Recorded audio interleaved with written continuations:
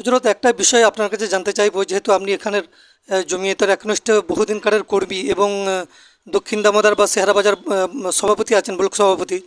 আমরা একটা বিষয় জানতে পারলাম যে জমিয়ত করলে নাকি আর অন্য কোনো সংগঠন করা যাবে না বা ইমাম সংগঠন করা যাবে না, এরকমই একটা বার্তা আমরা আপনজন পত্রিকা থেকে আমরা জানতে পারলাম যে আইটি সেলের কোনো একজন প্রতিনিধি তিনি এই বার্তা দিয়েছেন যে জমিয়ত করলে অন্য কোনো সংগঠন বা ইমাম সংগঠন করা যাবে না। এই বিষয়ে আপনার মতামত বা আপনি কি বার্তা দেবেন? নাহমাদুল্লাহ আল মাওলাল আজিম ও নুসাল্লি আলা রসুলিহিল করিম আম্মা বাদ।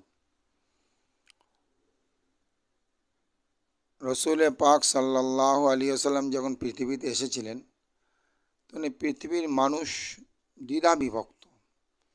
গোত্রে গোত্রে মারামারি, থানায় থানায় মারামারি, এলাকায় এলাকায় মারামারি, বংশে বংশে মারামারি। আল্লাহ পাক তখন বললেন কালাম পাকের মধ্যে, ওয়া আতাসিমু বিহাবলিল্লাহি জামিআ ওয়ালা তাফাররাকু, যে তোমরা আল্লাহর রশিকে মজবুত করে ধরো, তোমরা বিচ্ছিন্ন হয়ে পড়ো না।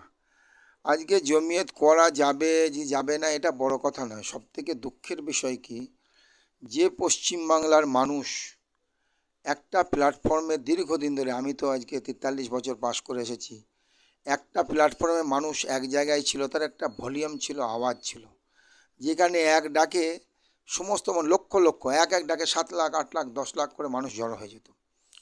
এখন এইটা রাজনৈতিক দাদাদের সহ্য হয়নি, যার জন্য তারা অনেক প্রলোভন দিয়ে বিভিন্ন দিক থেকে টুকরো টুকরো টুকরো টুকরো জমিয়ত ভাগ, এই ইমাম সংগঠন। আজকে ইমাম সংগঠন দেখো কতগুলো ভাগ। হ্যাঁ, এই যে টুকরো টুকরো করা, এই টুকরের দ্বারাই আমাদের লাভ কিছু হবে না, কিন্তু একটা জিনিস রাজনৈতিক দাদাদের, তাদের উদ্দেশ্য সফল হয়ে গেছে। এখন যে জায়গায় দাঁড়িয়ে এখানে জমিয়তের ওয়ার্কিং কমিটি সিদ্ধান্ত নিয়েছে কিনা আমার জানা নেই, তো আমার মনে হয় এখনও নেয়নি, যে হয়তো আগামী দিনে এরকম পর্যায়ে আসবে যে হয়তো সিদ্ধান্ত নেবে।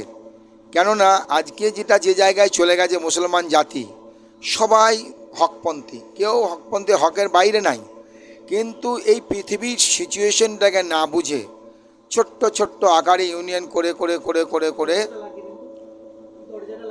ইউনিয়ন করে করে করে করে তারা এমন একটা জায়গায় পৌঁছে দিল যে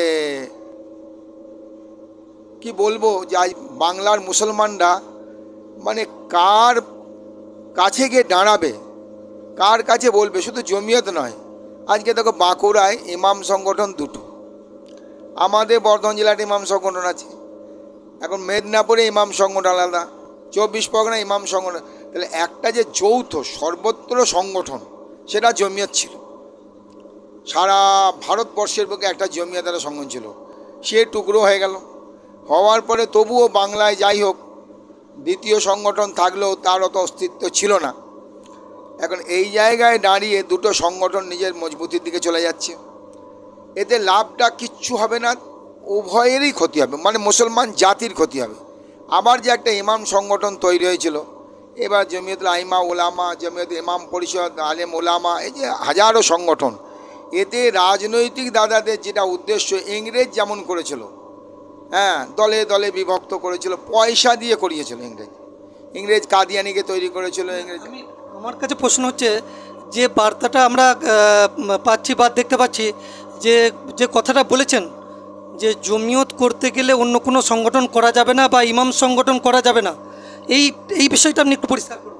এটা বিষয়টা হচ্ছে এটা মানে জমিয়ত ওয়ার্কিং কমিটির কাছে জানতে হবে, এর উত্তরটা আমার কাছে নেই।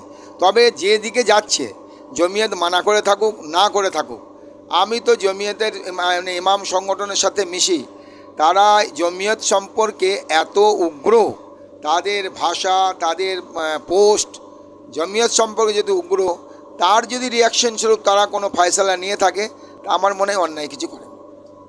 তাই যদি হয়, তাহলে আপনার আমাদের জমিয়তের যিনি রাজ্য সভাপতি আছে মৌলানা সিদ্দিকুল্লাহ চৌধুরী সাহেব, উনি তো একটা রাজনৈতিক দলের একজন মন্ত্রী, তো সেই ক্ষেত্রে এটা কিভাবে প্রযোজ্য? একটা হচ্ছে ইউনিটি সংগঠন আর একটা রাজনৈতিক সংগঠন, দুটো সংগঠনের মধ্যে পার্থক্য আছে। যেমন ক্লাব রাজনীতি, ক্লাব সংগঠন করে লোকে, তা ইউনিটি সংগঠন একটা হচ্ছে কি আলাদা জিনিস, আর রাজনৈতিক সংগঠন আলাদা জিনিস।